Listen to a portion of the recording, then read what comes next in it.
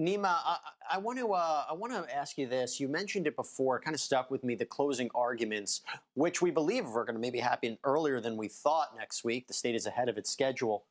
What kind of closing argument do you need as a prosecutor in this case, and what kind of closing argument should the defense put on? So for the prosecution, you want to tie Erica to this murder from the beginning to the end. So the beginning, her going to buy that burner phone, the phone that was used to call Domino's to place that order to lure Ashley to the scene of the murder. Her actually placing the phone call, right? Ordering the pizza.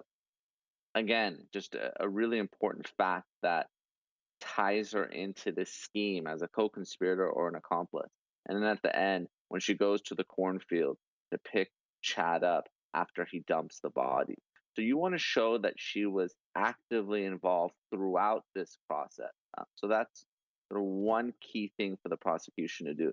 The second is to corroborate and to bolster the testimony of these witnesses, because we know the biases that Chad Cobb has, and Cindy Cobb, mother-in-law, and GC, the stepdaughter, why they might want Erica to go to prison, why they all might want a reduced sentence for Chad. So you need to show the jurors that notwithstanding any biases, their testimony is credible. And that's where things like the audio recording and the other evidence that they have against Erica is very helpful, because that evidence has no reason to lie.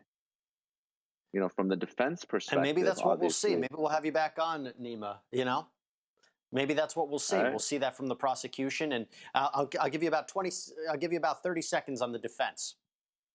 Yeah, on the defense, it's going to be on the offensive, to attack, to poke holes in the testimony of those witnesses, explain to the jury why each of those individuals have every reason to lie, and ask the jurors the most important question.